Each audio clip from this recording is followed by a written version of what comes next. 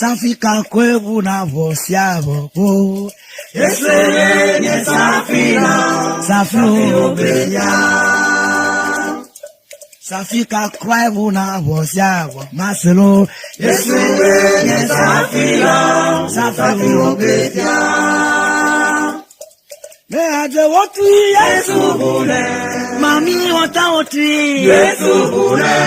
Oh botu kakra Yesu mambu. Eya bune Buna wasiabo. Safio Benya. Bobo woti Yesu bune.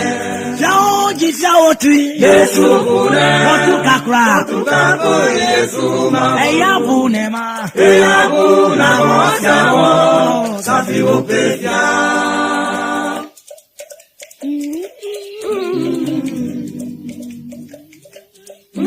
Na madagane di